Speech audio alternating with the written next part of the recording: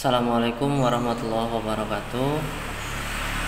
Oke, tetap semangat walaupun dalam keadaan pandemi COVID-19 seperti ini. Hari ini Bapak akan bahas mengenai penjumlahan bilangan pecahan. Oke, kita langsung ke contoh 1 ya. Nah, misalkan pecahannya seperti ini, 3/2 ditambah 5/3. Nah, dalam pecahan kita harus ingat lagi konsep mengenai pecahan. Salah satunya kita harus ingat bahwa yang di atas ini 3 ini sebagai pembilang, kemudian yang di bawahnya ini 2 ini sebagai penyebut ya. Nah, dalam penjumlahan nanti kita harus menyamakan penyebut. Contoh di sini kan ini 2 penyebutnya, yang ini 3. Nah, makanya kita harus samakan. Nah, sehingga di sini kan munculnya 6 ya. Kenapa 6? Ya, karena 6 ini adalah KPK dari 2 dan 3 ya. Nah, bisa Anda lihat di sini. Atau bisa juga misalkan dikalikan 2 kali 3, nah itu juga hasilnya 6. Nah, ini konsep mengenai KPK. Mudah-mudahan dengan seperti ini Anda teringat lagi tentang konsep KPK atau kelipatan persekutuan terkecil ya.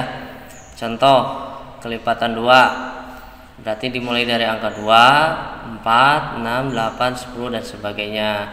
Kelipatan 3 ya seperti itu ya.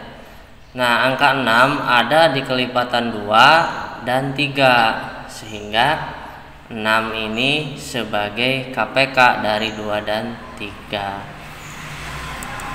Selanjutnya ketika KPK-nya sudah ketemu, maka ini kan 6 ya KPK-nya. 6 ini dibagi 2 ya. Hasilnya 3. Kemudian hasil pembagian 6 dengan 2 ini dikalikan ke pembilang. Nah, di sini pembilangnya 3 sehingga hasilnya 9. Kemudian untuk yang ini juga sama, 6 ini bagi dengan 3 ya, dibagi dengan 3 sehingga hasilnya 2. Kemudian 2 ini kita kalikan dengan pembilang ya, pembilangnya 5 sehingga hasilnya menjadi 10. Sehingga sekarang bisa dilihat karena penyebutnya sudah sama, maka kita tinggal jumlahkan pembilang dengan pembilang ya. Kalau penyebutnya tidak usah dijumlahkan ya, seperti itu. Sehingga 9 ditambah 10 hasilnya 19. Nah, 19/6 dapat kita ubah menjadi pecahan campuran. Nah, kalau ini kan pecahan biasa 19/6, maka kita ubah ke pecahan campuran. Bagaimana caranya? Nah, di bawah ada penjelasannya bagaimana 19/6 ini diubah menjadi pecahan campuran. Maka 19 kita bagi dengan 6, artinya kan 6 dikali berapa yang hasilnya mendekati 19. Nah, sehingga didapatkan 3. Karena 3 kali 6 18. Memang tidak pas ya, tapi kan yang mendekati. Sehingga antara 18 dan 19 ini ada selisih, yaitu selisihnya 1 ya. Maka pecahan campurnya bisa kita tulis menjadi 3 1/6. 3 ini kan tadi hasil dari pembagian 19 dengan 6. Nah, 1 ini sisa atau selisih antara 19 dengan perkalian 3 dengan 6, yaitu 18 ya. Nah, itu. Nah, bisa dilihat. Kemudian kita lanjutkan ke contoh 2. Nah, di contoh 2 Bapak akan tayangkan di sini ada 2 pecahan campuran yang dijumlahkan. Nah, ini. Maka pecahan campuran ini kita ubah dulu ya menjadi pecahan biasa. Bagaimana caranya? Nah, silahkan dilihat. Seperti ini ya.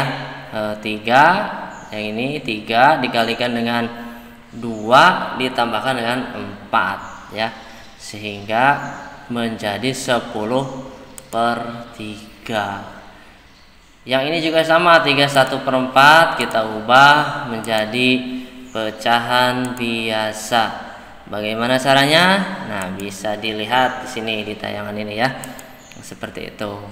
Sehingga kita tulis lagi di sini berarti sudah dalam bentuk pecahan biasa semua. Selanjutnya sama seperti konsep di contoh 1 ya. Di sini kan ada angka penyebutnya 3 dan 4, maka KPK-nya yaitu 12. Nah, dengan langkah yang sama di contoh 1 ya kita lakukan di sini.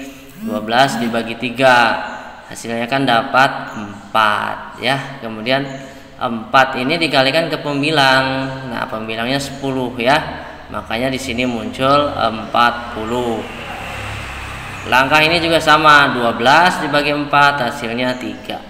Maka 3-nya ini dikalikan dengan pembilang lagi ya, sehingga hasilnya 39.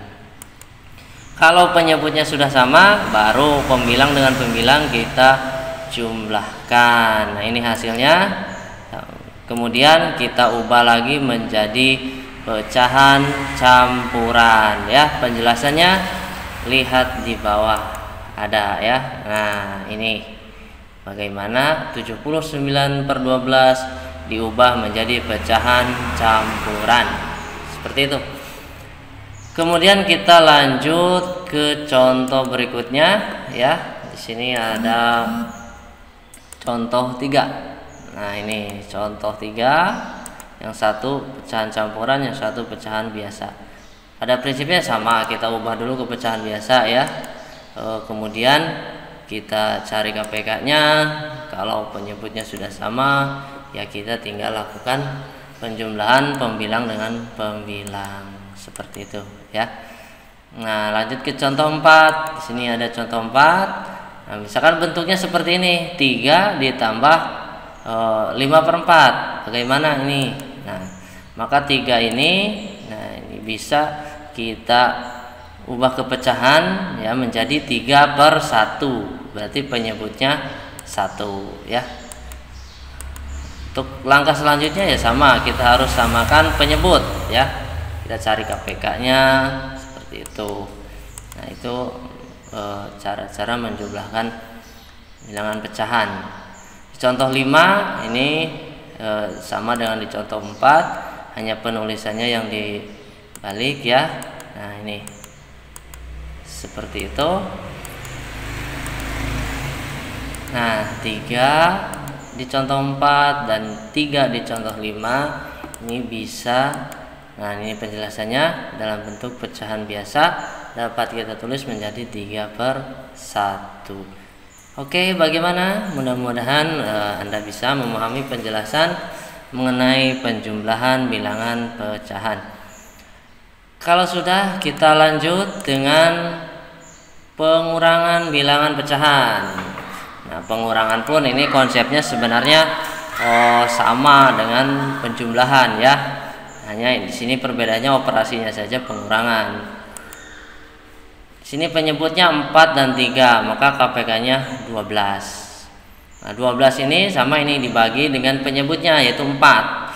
Kemudian hasilnya dikalikan ke pembilang sehingga di sini muncul 9. Yang ini juga sama, 12 dibagi 3 hasilnya 4 ya. Sehingga kalikan dengan pembilang, pembilangnya 1, 4 kali 1 hasilnya 4. Nah, kalau penyebutnya sudah sama ya kita lakukan seperti di penjumlahan ya. Nah, ini. Nah, seperti ini ya, sehingga hasilnya 5/12 ya. Karena pembilangnya lebih kecil daripada penyebut, maka di sini kita tidak perlu mengubah ke pecahan campuran. Kemudian dilanjutkan ke contoh 2 ya. Contoh 2 ini saya tampilkan yang pecahan campuran semua ya, maka pada prinsipnya sama. Pecahan campuran kita ubah dulu menjadi pecahan biasa. Nah, ini 23/5 itu sama dengan 13/5 ya. Nah, ini penjelasannya dapat dibaca ya.